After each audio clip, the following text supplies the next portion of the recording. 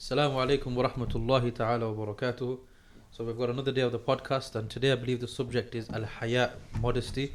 For that we've got a fantastic panel. We've got the return of the original. We've got with me Bilal Sab, we've got Molana, Hafiz, Omair Sab, and Molana, Adnan Sab, mashallah. The topic is Hayah. Molana, Hayah, what is Hayah in Arabic? Hayah, introducing the topic. Bismillah ar-Rahman ar-Rahim. I can do the Gurdan for you. Go on then. Hayah, Yahya, Hayyin, Hayyin. So, got that wrong, I think so. Go on. So what is it though? Hayah. What is that in our deen? It's just that being able to have Hayah, modesty of yourself, of your surroundings, of Allah subhanahu wa ta'ala. For example, the hadith says that the person who does not have Hayah, he can do what he wants. Okay, the person who does not have modesty, he can do what he wants. Okay, so I think the topic what Hafiz told us to do was the Hayah in the level of Hayah has gone down in universities and in colleges. I think as most of the panel has been at university and colleges, they could tell us better that the way it was maybe 15 years ago and where he is now, the difference in Hayah, and even our schools now, the Hayah has gone really down. Yeah. I think the question we should be asking ourselves is, and I'm sure many of the viewers here are asking, is why should one have Hayah in the we have the hadith, current times? The Prophet ﷺ said, Al-Haya'u shu'batun min al-iman. Yeah. Hayah is a branch of faith. So we straight away learn, without it, your faith can't be complete. It's a branch of faith.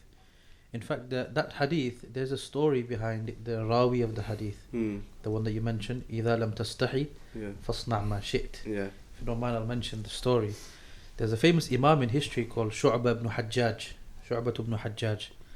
And he was a great hadith scholar. In fact, Imam al-Bukhari refers to him as Amir al-Mu'mineen fil hadith.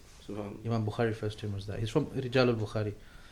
And his life story is a different one, amazing one in of itself. But one day he's walking to the mosque, this great muhaddith, walking to the mosque, and there were some youngsters who were gangsters, robbing people in the night, what you call, Ashabul Layl, people of the night.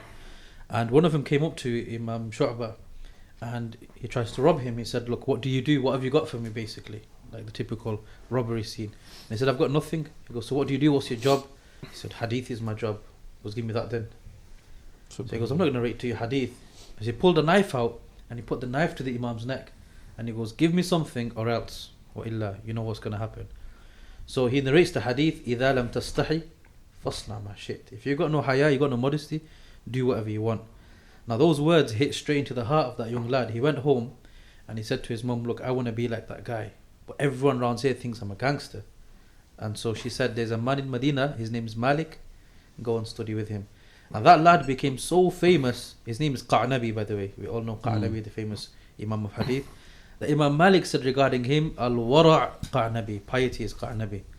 And so Qa'nabi came back many years later when he's this big sheikh in and of himself, came back to his hometown and he's asking his Shu'bah around, people saying, "You knew Shu'bah, such a great Imam. Did you narrate any hadith from him?" And he started crying. He said, "Yes, there was one hadith that I heard from him when I was young. إِذَا لَمْ تَسْتَحِي."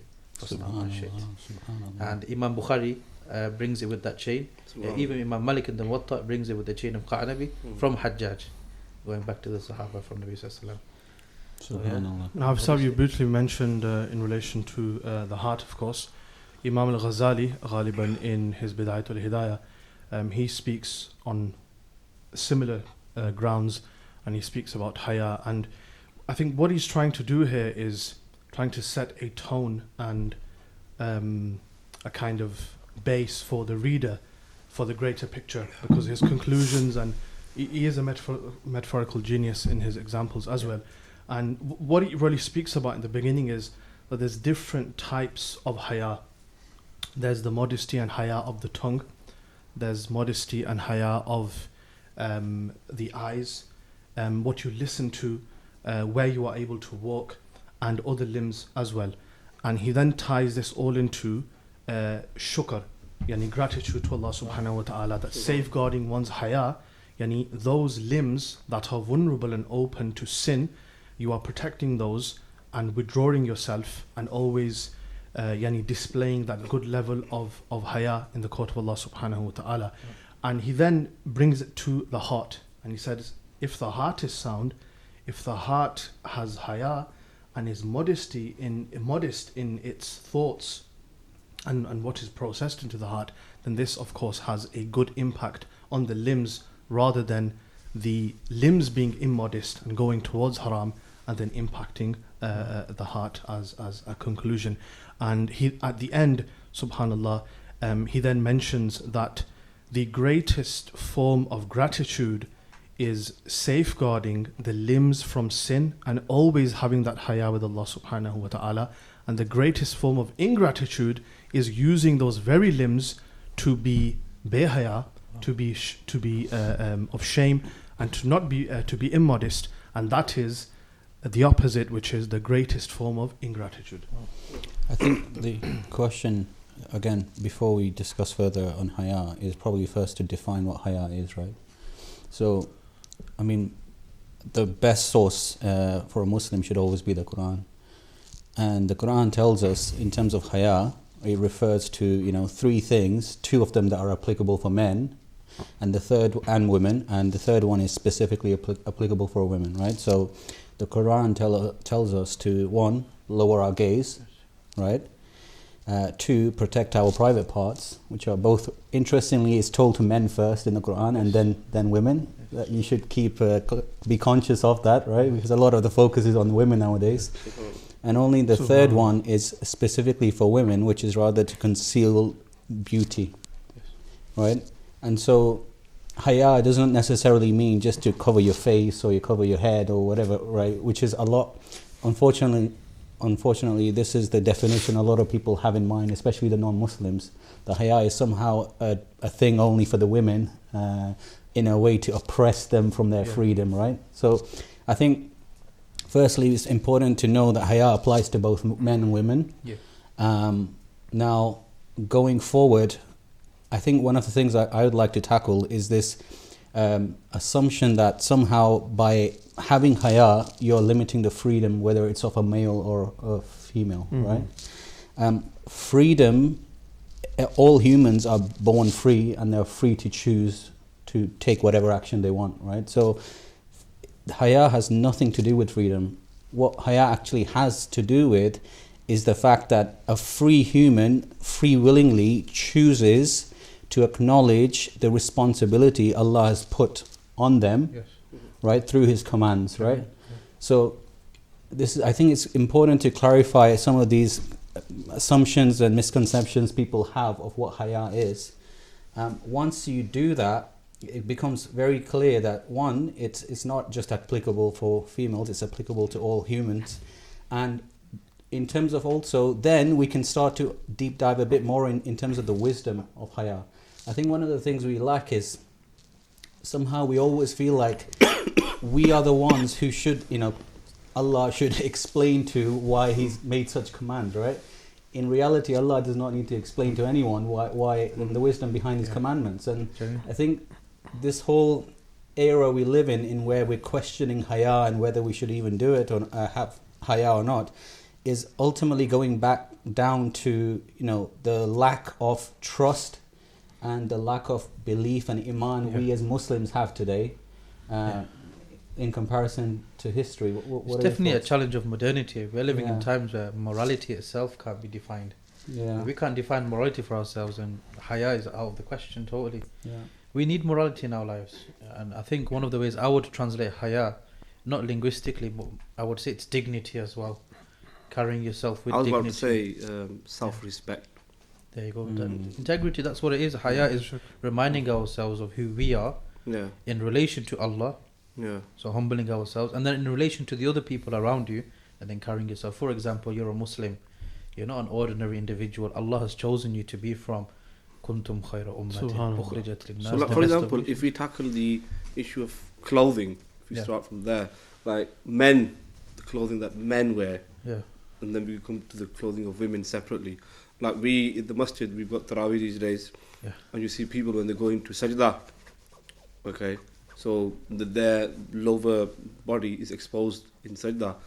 firstly the hukam is their salah is broken, it's finished, because that area is for us to cover. It's the aura of a person, and if that's exposed, the namaz is gone.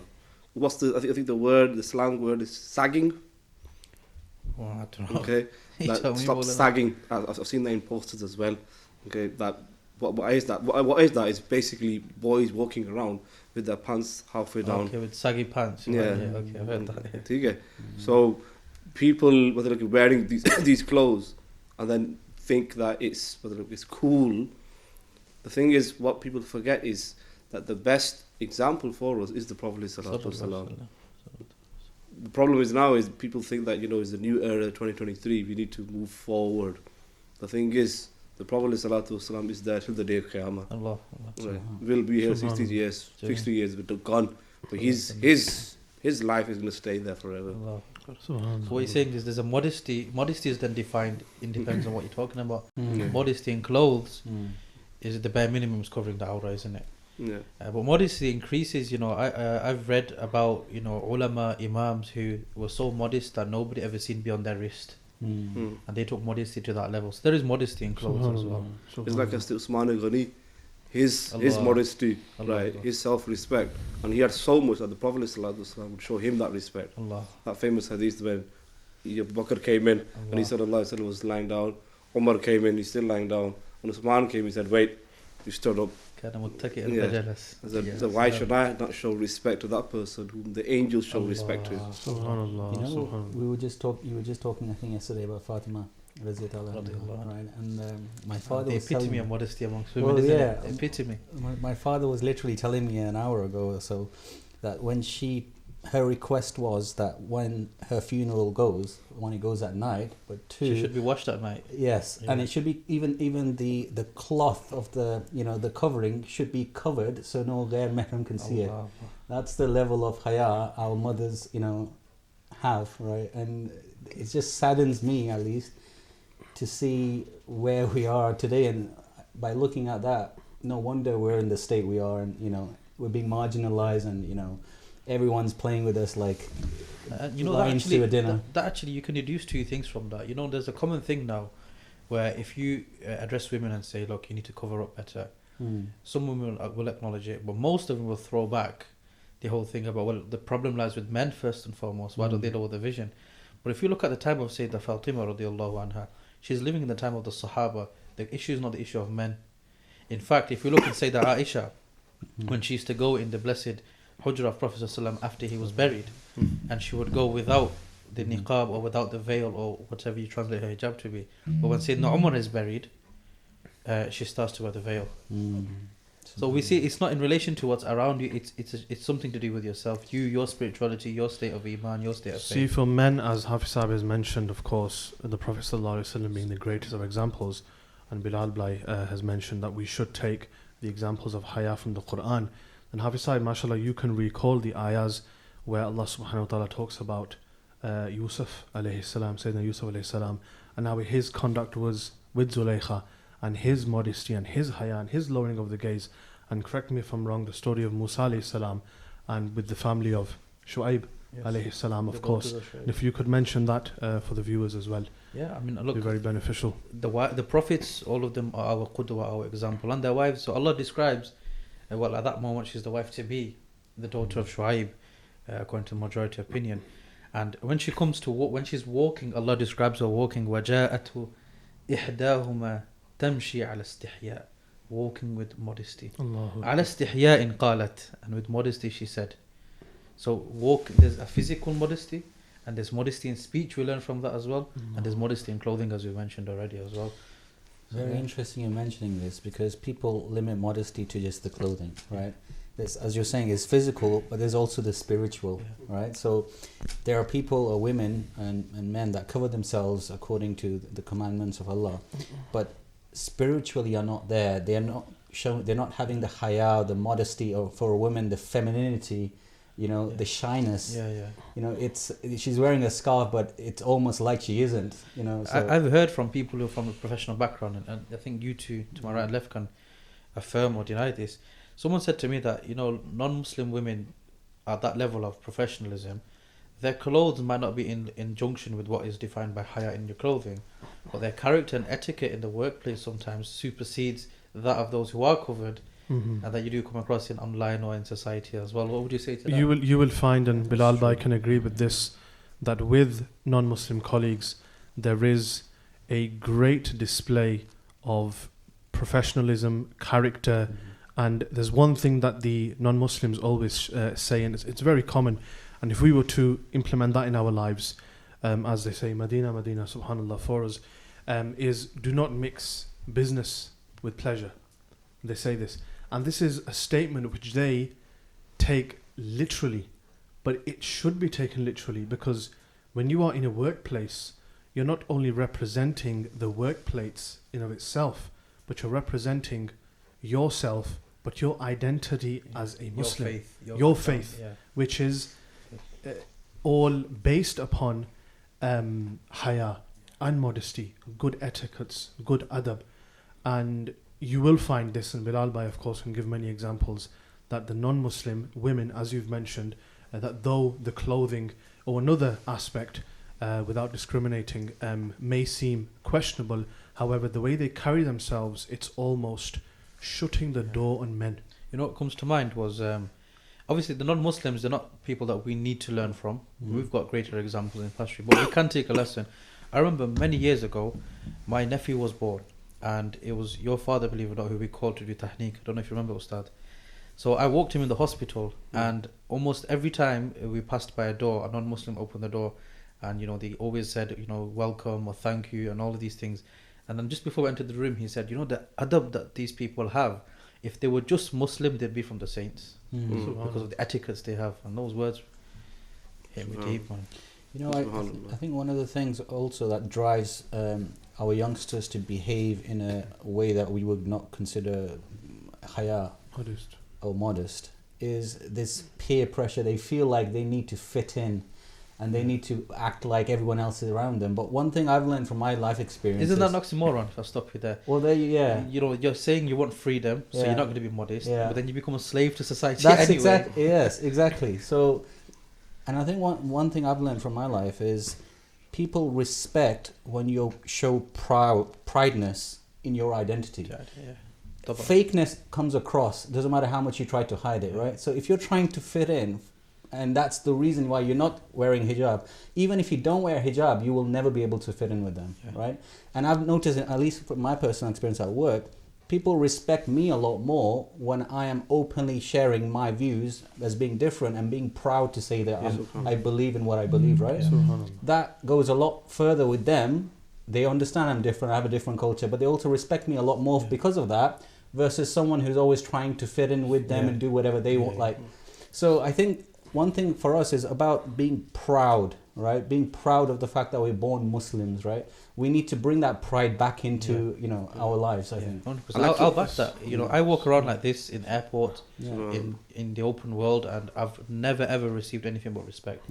I used to think if I get onto a bus with a turban on, I'm thinking of when we grow up, we've seen the 9/11, this and that. But it's quite the opposite. The airports, you receive a lot of respect. People will give you titles, or they'll just be a bit more, One thing I'd like to add on that, what you just said, is being proud of your religion. Is wherever you are, don't be shy of showing what you just said, that I'm a Muslim, wherever you are. And that's Hayah, having ghairat, self-respect for your deen. Okay, don't be shy, that if I want to act upon my deen or stand up for my deen, I'm going to be put down. Like today, someone messaged me that a girl who went to Wollering High School, and they had their, is it called the PHSE lesson? Did they get the something like that? PSHE. Yeah. So the teacher, the question was, okay, Islam prohibits gay marriages. Okay. Quoting the Quran, meaning the story of Lut alayhi salam. Yes. Now the question was, beneath that was, explain why Islam is wrong, why the Quran is wrong. Such a loaded question. Okay. So she was asking me, what can I do now? This is where the Hayah comes in now. Okay, that do you say, I'm not going to answer, or do you answer the question? Okay, and let it go, no problem, I don't care. That we have today, everyone's liberal, do what you want.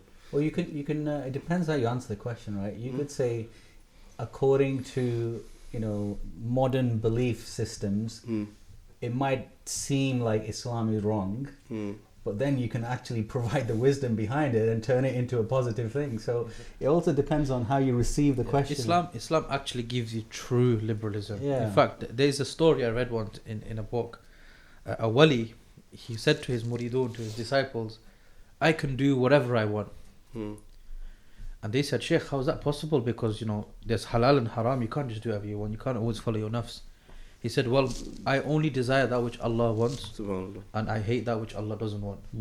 And it reminds me of the hadith. It comes in right at the end of the 40 hadith of Imam Nawawi, that لا يؤمن أحدكم حتى يكون هواه تبعا لما جئت به. Your faith isn't complete until your desires are in line with what I've brought from the religion. And until we want what Islam wants, love what Islam loves, and hate what Islam doesn't want and what Islam doesn't like, then your faith hasn't even reached perfection. Kamal. And speaking of perfection, one hadith that came to mind whilst you were talking, من حسن إسلام المرء تركه ما لا يعنيه. Perfections of one's faith is to leave that which doesn't concern you. Modesty. Stop dipping your nose into people's business. This is modesty in your conduct as well, isn't it? So I think you were going to say something more. Well, the thing is that with this issue with gay marriages or transgenders, okay, this is directly the West attack on Hayah. Yes. Okay, that you can go against your what Allah Ta'ala has made you, go against it and be what you want. So the way I'm going to tackle, I've done a whole Jummah on this one topic, okay, and I've just said Islam says no, Christianity says no, Judaism says no, even Hindus also say no to this as well. So if someone wants to stand up and say, that this is all wrong and I do what I want, better he used to say that these all are, prove them wrong first. What's interesting about that is up until the 1970s, the UK government themselves used to acknowledge basically being gay, homosexuality as a mental illness.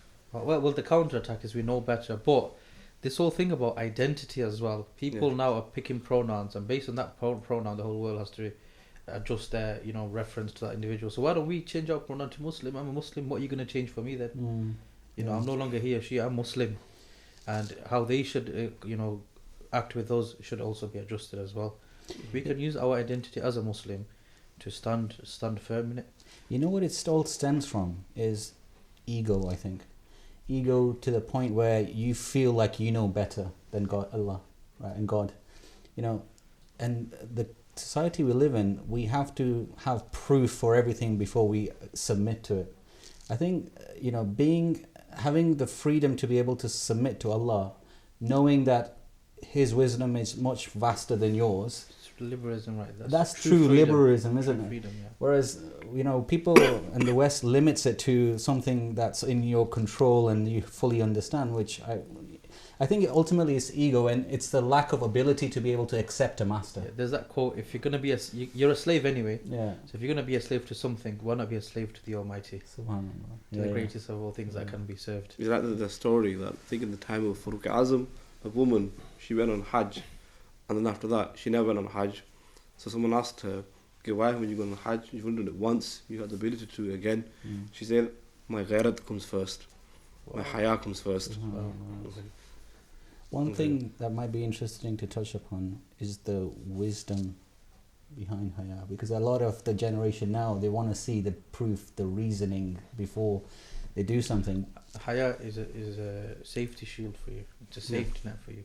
I think a good recent example, obviously, emotions are still high. There's recently 2 young girls who passed away who were Muslim in a car accident in Cheshire. Now there's this whole thing online about getting their TikTok accounts deleted because there's a lot of apparently immoral things. I've not seen what it is myself.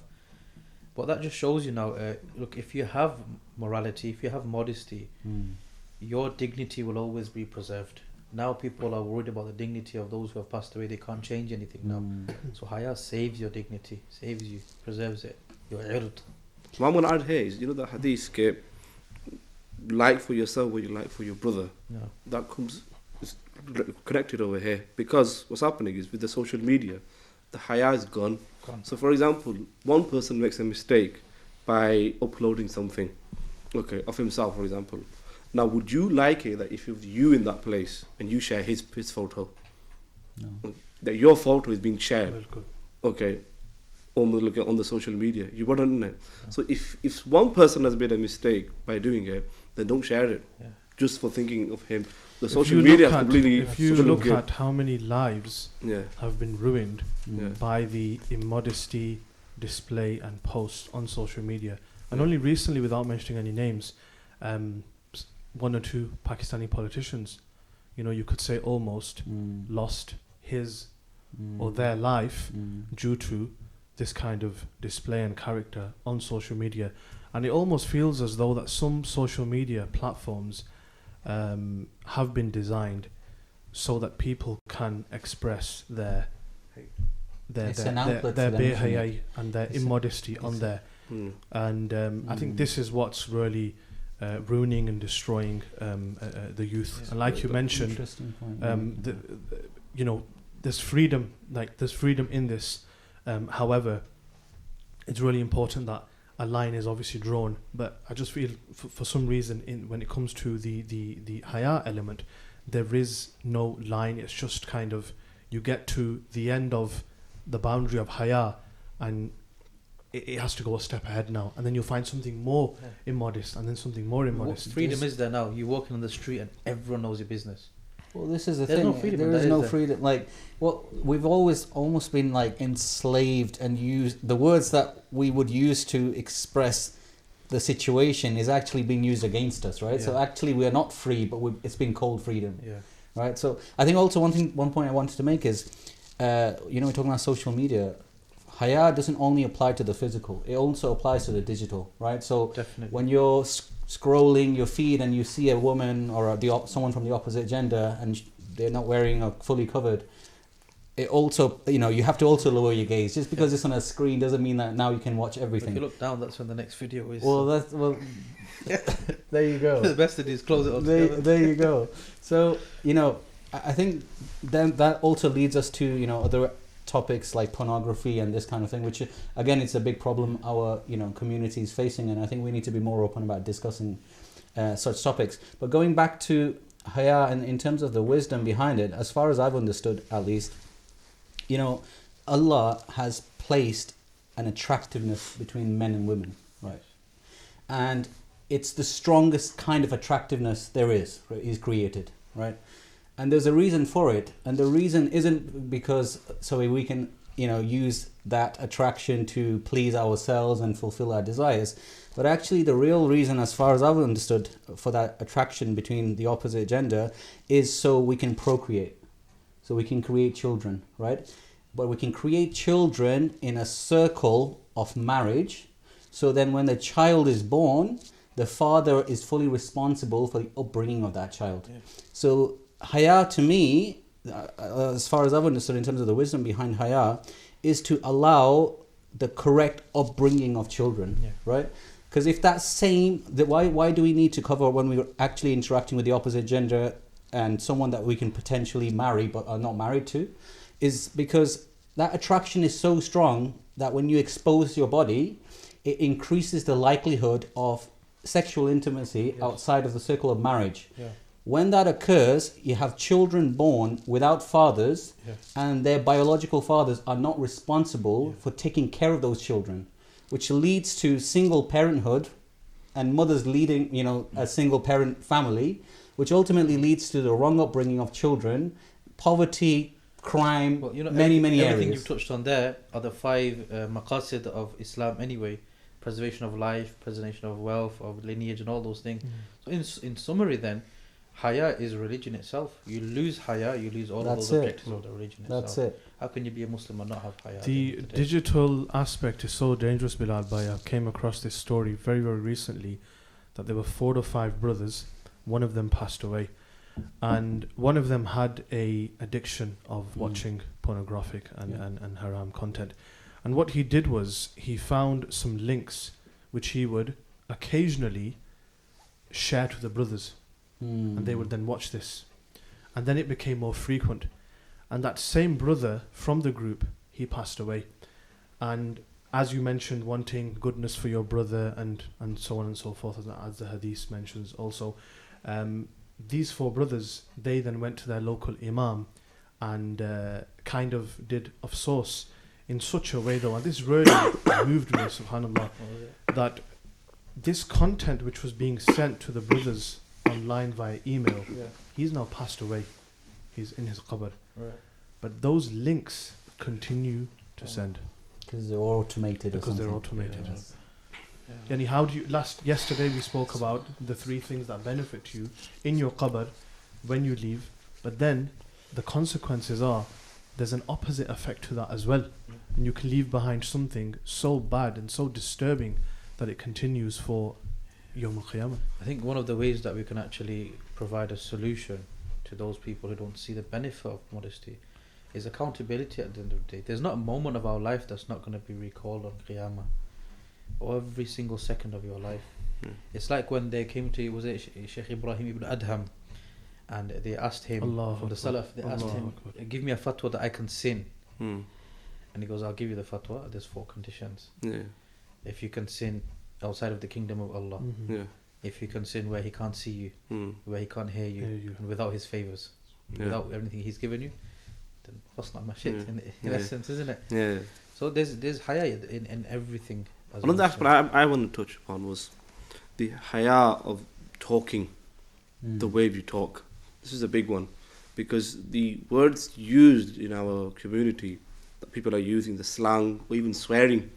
Like at times you see people, Hafiz Saabs or Qari Saabs or Haji Saab, that very nice people when you meet them. But the same person or the same young person on social media, he'll be swearing, commenting and swearing. But what I don't understand is, you're not swearing in public, but on social media it's allowed. And this is where the teenagers, their lives are broken by the comments used. Where's your Hayah then? In that hadith, in that Ibn Walisa was mentioned, that every day, every limb of the body says to the tongue, you be correct. If you are correct, then we are fine. Even if you look in the Quran, we have إِنَّ اللَّهَ لَا يُحِبُّ الْجَهْرَ بِالسُّوءِ مِنَ الْقَوْلِ. To even say bad words, Allah doesn't like it. La yuhib, Allah doesn't like it.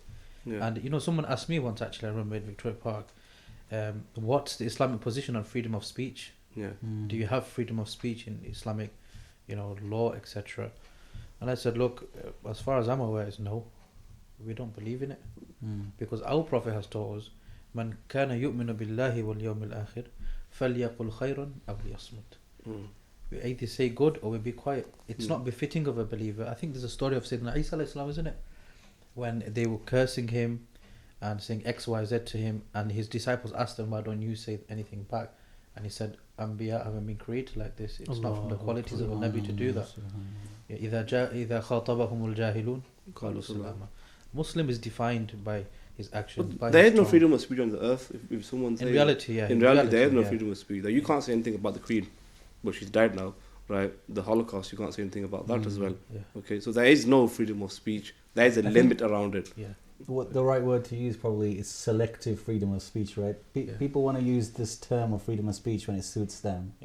And when it doesn't, then somehow it's not used too often. Look, in essence, you can say whatever you want, but it has a consequence. That's right. If not in this dunya, then for damn sure, and in akhirah, every single word we've said, every breath we've breathed. I think we mentioned yesterday that saying of a scholar who said, how do you even know you're living your life right now? Perhaps you're on Qiyamah right now, just recalling your entire life right now. So, like in Kuba, we had an issue once. This is 4 or 5 weeks ago. We had an issue where some guy had a fight with one of the committee members, right? And a physical fight. Actually, had a fight. Okay, so the guy who was beaten up slightly, he started swearing, and who he was swearing at was a Haji Saab. Masjid Bar. On the where the car park is at the front there. He was swearing for 20 minutes. Straight. Ask Muhammad, he was there. Literally swearing. All the Punjabi gala you can think of times 10 for 20 minutes straight. This is the reality that we live in. This is the Hayah. And you know how disgusting Punjabi gala can be. Kufr.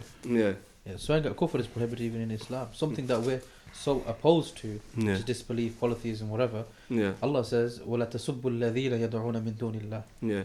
فَيَسُبُّ اللَّهَ عَدْوًا بِغَيْرِ عِلْمٍ. And it relates to that responsibility you said. You can't curse the deities that others worship, because what if in response they start cursing Allah? So what you said about when you walk in, you're actually representing a religion. If you act immodestly, people automatically think, well, that guy identifies as a Muslim. Well, Muslims are immodest, aren't they? And then you have that knock-on effect, and it always comes back to the religion. Especially in this kind of place and geographically, I mean, because, you know, I don't know about Adnan, but for me, I'm probably one of 2 Muslims in my whole company. Wow. And the other Muslim, not to say anything bad about them, but they're not too practicing. So definitely they see their understanding of Islam is through you, right? So you feel this extra responsibility to behave. You're an in ambassador. A way, exactly, to use that word. You definitely feel it as well, that you're an ambassador of Islam and the Prophet and Allah on earth. So it goes back to ultimately taking responsibility. The humans that don't want to take responsibility, to me, are the ones that don't have Hayah, and the ones that do have Hayah.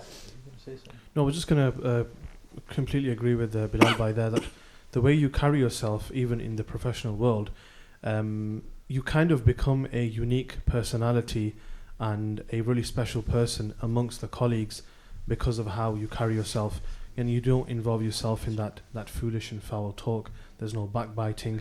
For a Muslim, when it's time to pray, you go and pray. And what eventually happens is that people begin to notice a pattern in your behavior, and they even allow some leniency for you. Yani, it's not your break, it may not be your lunchtime, however they will still allow you to go and pray just because of how you have carried yourself. So I think the identification of a Muslim in a workplace, the professional world, we speak about work a lot, it doesn't have to be in the work, it could just be you're going to the shop and you're speaking to someone over the counter. But subhanAllah, the deen of Allah is such that your actions itself impacts the person in such a way that it just leaves them thinking, wow, I've never seen anything like this before. Our dignity is in our religion at the end of the day, isn't it? Our honor is, if you look at everything else we actually identify as, there'll be something within that identity that's always let you down. For example, sometimes it's embarrassing to say I'm a man because the actions of men, what they've done. So when you're talking about the evils of men in society, and then sometimes you think, well, I'm a man as well. Or if you talk about whatever your nationality is, there's been times in the history of your nation that have let you down. But Islam has never let us down. Islam is our honor. And the quote of Sayyidina Umar comes that إِنَّنَا قَوْمٌ عَزَّنَ اللَّهُ بِالْإِسْلَامِ. We're a nation that have been honored by Islam. Islam is our pride. You should mention the story behind that. What the story was Abu Dharr Ghafari. What's the name? Abu Ubaidah bin Jarrah. Him and Farouk Azam. That when Jerusalem, Palestine was conquered, Farouk Azam was going, and before he said, you know, I'll do my wuzu. So he did his wuzu, and he put his khufan on his shoulders, his mozeh on his shoulders. So Abu Ubaidah bin Jarrah said, no, this is a big day. What are you doing? So when he heard that, he said, he did that. And then he said that we were a qawm, we were people who were disgraced. Allah gave us izzah. Subhanallah. It's true. And I think to go back to, you know, the point about Hayah and like being respected in workplaces and things like this, ultimately comes with consistency, right? If you're consistent with your message to non-Muslims, they respect you. But if one day you're coming in with a skirt, the next day you're coming in with something else, then whether the other person is a Muslim or non-Muslim, it's difficult for them to respect you and give you whatever the freedom you need to be able to practice your religion, right? So I think that's also one thing we need to kind of keep in mind. The other thing I was going to say is Hayah in the past used to be to some extent easy, I would say. And the reason I would say that is because in the past, women, the traditional role of the female was limited to the domestic realm, right? And it was the responsibility of earning, providing food, clothing, all of this was the man's responsibility. Yeah. Right? Now, I think we live in a time of necessity where for many families, it's not easy or not even sometimes possible for the man alone to earn enough to provide for the family. So now we're living in an interesting time where women are having to leave the house, and so having Hayah is becoming even more important, right? But unfortunately, at the same time, we're living in a time of weakness of Iman. So then, regardless of whether we're inside the house or out, having Hayah is becoming more and more difficult. So one thing I wanted to share is to the viewers is, look, Allah has created us weak, and it doesn't mean that we're all perfect. And even sitting on this podcast, like, we're all sinners at the end of the day. At least I am. And when there's going to be times where you get things wrong and you do sin, but don't let that stop you from going back on track, or at least continuing to try. Yeah. Ultimately, I think it's the trying that Allah is really asking from you. He's created us in a way that's weak, and He knows that we are going to sin, but He's created us to forgive us, right? So we just need to keep on trying and show Him that our intentions are correct. Being mindful of Allah, that's how you achieve Hayah. Yeah. In fact, there's a Sufi definition of Tassawuf, of Tazkiyah. They said it's Hayah ma'Allah, having modesty with Allah, knowing He's watching you at all times. And that verse comes to mind, يَعْلَمُ خَائِنَةَ الْأَعْيُنِ وَمَا تُخْفِي الصُّدُورِ. He knows the deceptions of your eyes and what your hearts conceal. And in the tafsir of that, there was an Egyptian scholar, he said that, when you're walking in the street and someone's windows or blinds are open, or their front door is open, and you just peek, you poke your nose into someone else's business, يَعْلَمُ خَائِنَةَ الْأَعْيُنِ. Allah has seen that deception of your eye. You got nothing to do with that. And then what builds in the heart thereafter, I wonder what's in there. Maybe you saw something or someone. وَمَا تُخْفِي الصُّدُورِ. He knows what your heart's concealing. Why I wanted to mention was, sorry, No, carry on. was we mentioned a lot of workplace, that the professionals in the workplace. I was going to come to this. What I wanted to mention was school, especially high school. The transition, the change from primary school to high school is a big change. And children of Hayah as well, they've got modesty. They know some level they know what modesty is. What happens is, when they go change from primary school to high school, that child is a different person. I've noticed that in completely different person. I've seen that at the head teacher at Kuba, you've seen it at Victoria Park. Well, it's the growth of hormones as well, but if those hormones are then exposed to what they shouldn't be, and it's out of the boundary of Hayah, which you will see in schools and college and uni, then it's like you said, you either make that minimum effort and you continue to sin, putting yourself in that situation, and of course your company will support that, or you make that mistake and you have that God consciousness and you continue to come back and to Allah subhanahu wa ta'ala. And as you've mentioned, Hafiz Sahib, school, college, of course, being one thing, but Hafiz Sahib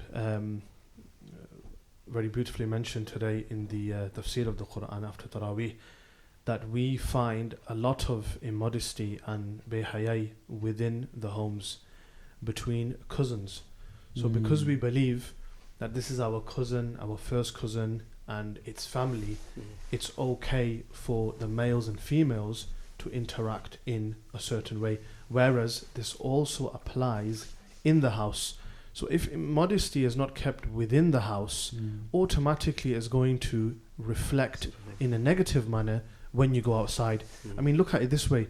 If you can speak to your cousins in that manner, or have those interactions with them, then someone on the outside it's easier for you to do that with them.